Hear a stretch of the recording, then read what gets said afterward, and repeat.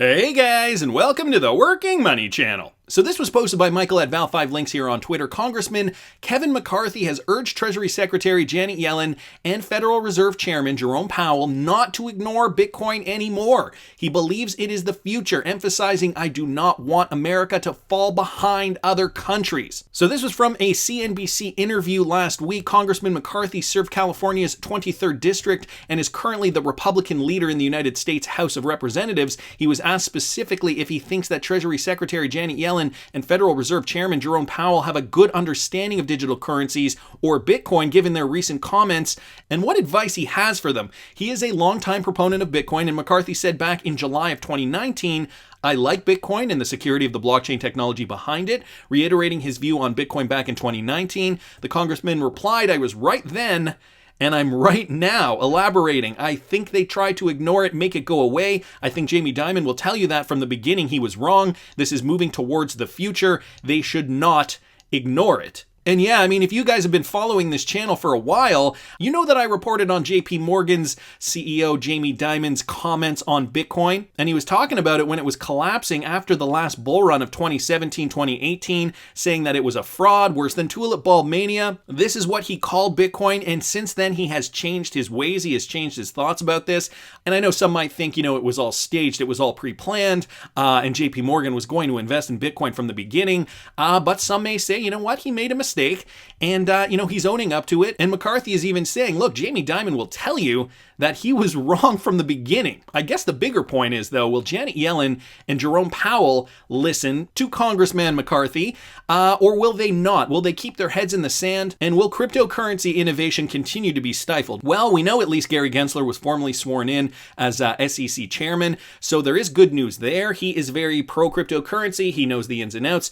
He has done his research. He's even taught MIT lectures about cryptocurrency, Ripple and XRP specifically. I know you guys have likely seen or heard some clips of Gary Gensler talking about blockchain technology, using Ripple and XRP as an example. So right now I'd say is a turning point for the United States government and cryptocurrency innovation. This, of course, painted on the backdrop of what's going on in China. This is another one from Michael at Val5Links. For the first time, a Chinese government official has recognized the value of Bitcoin. So this, I suppose, is their recognizing the value on the record. For the first time, a Chinese government official has recognized the value of Bitcoin and other cryptocurrencies. The People's Bank of China Deputy Governor Li Bo called these assets an important part of the future at the Boao Forum for Asia, per a report by Colin Wu. Bo said Bitcoin and cryptocurrency should be regarded as alternative investments and revealed China is studying regulatory policies towards these assets. The official clarified cryptocurrencies are not legal tender and further added stablecoins will require stricter supervision for them to be widely adopted. Bo said, although this regulatory rule is the minimum regulatory rule, there are still regulatory rules, and it is necessary to ensure that speculation in such assets will not cause serious financial risks. In other words, before we figure out what regulatory rules are needed, we will continue to maintain the current measures and practices. So this to me is interesting, right? The Chinese government now finally saying, okay, we are, despite the fact that, most mining occurs in China, off the record, they are saying on the record, right? We believe Bitcoin has value. We believe it is a legitimate alternative asset to store wealth, and we are open to looking at it. Of course, there are still going to be regulations surrounding this particular cryptocurrency and other cryptocurrencies, but this certainly shows you where the rest of the world is heading with regards to cryptocurrencies, especially a country like China, who, in some people's eyes, see it as a direct competition on so many levels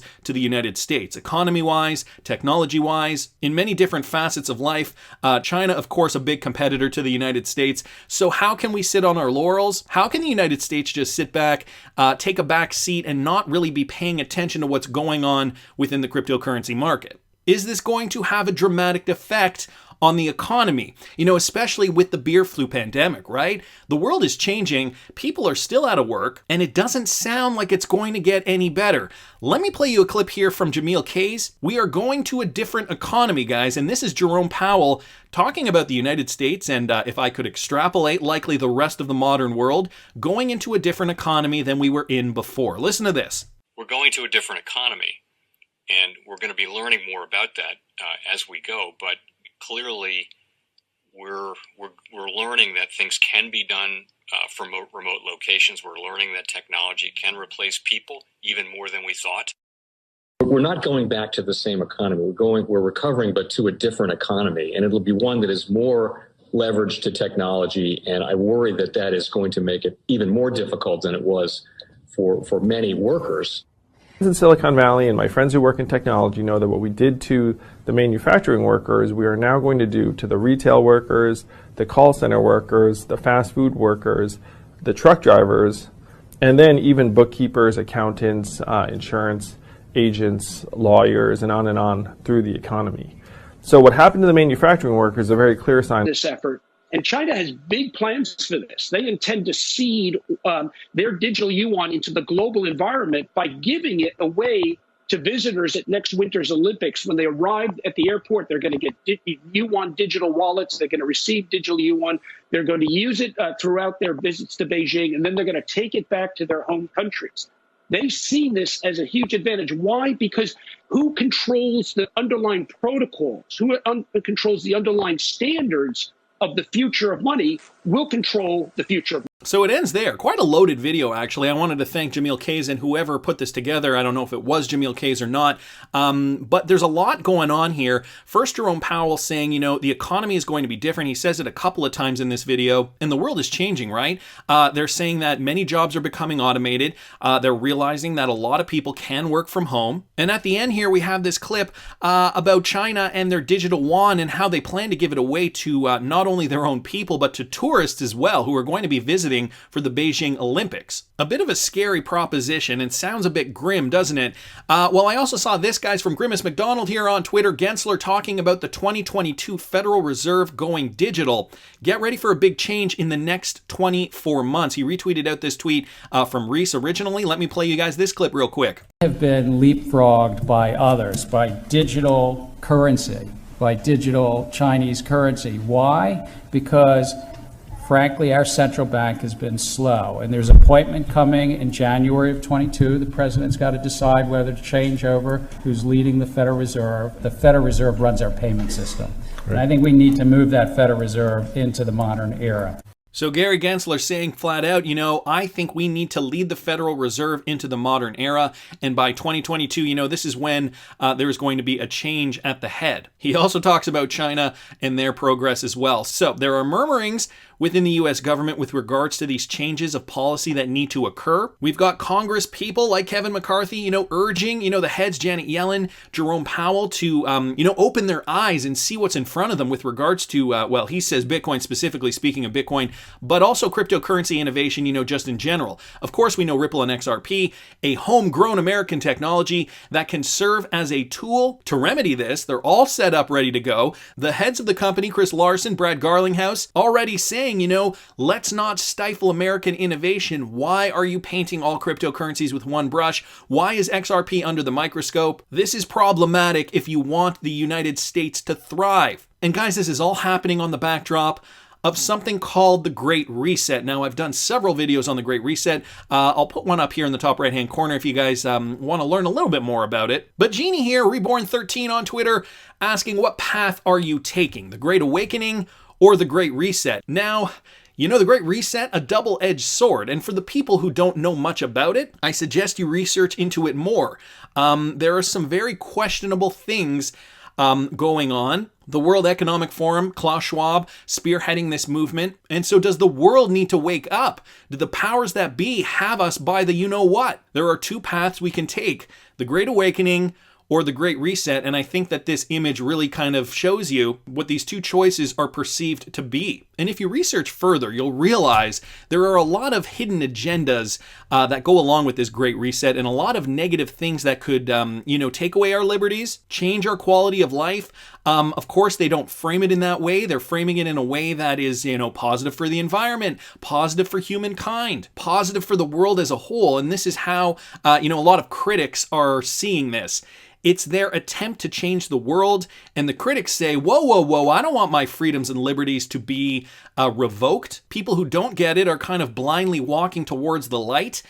And so what is the path we take? And a better question, will our cryptocurrency investments keep us safe? I personally think they will. I personally think, with this whole monetary policy being reformed, that cryptocurrency is going to be that safeguard, kind of like how gold was a safeguard against economies collapsing in the past. You've also got to remember that job creation is going to be less and less. There are going to be less jobs for people, yes, less jobs for human beings. And I mean, we've even heard Jerome Powell saying we are emerging into a new economy. So this from Andrew Zell here on Twitter, looking at the recent swell keynote speakers, gives an indication where this is heading. Why the World Economic Forum? Because the World Economic Forum is public-private partnership. Which central banks were present? Why did the World Economic Forum put out that XRP was suited for wholesale CBDCs in a document? Project Stella, ILP, high value. Well, I did a video just this morning with Accenture's CEO, David Treat, talking about new developments for CBDCs and, the real world utility that we are seeing, guys. I will link that video up here if you guys didn't catch this morning's video. There was a link there to Ripple and XRP through Project Jasper and Project Ubin. But let me just go back to this whole idea of the Great Reset and the World Economic Forum, okay? Andrew Zell mentions the WEF here, which stands for the World Economic Forum. And so I was on Twitter and I saw this retweeted out by Ronald Van Loon. This is when robots will overtake humans. Now, this is a video put out directly by the World Economic Forum. You can see their watermark here in the top right-hand corner of the video. This is when robots will overtake humans is the first line of dialogue that is mentioned here in this minute-long video, approximately a minute long. Let me play it for you guys.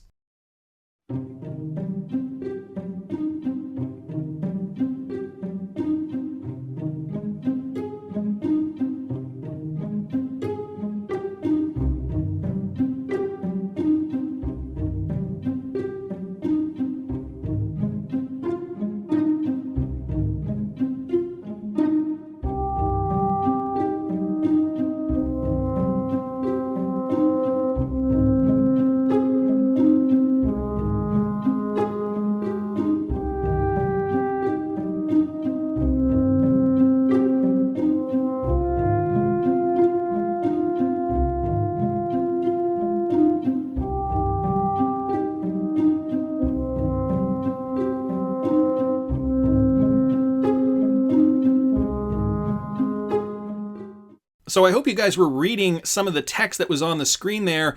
Right at the end of this video, you see a robot shaking a human's hand. The machines are coming.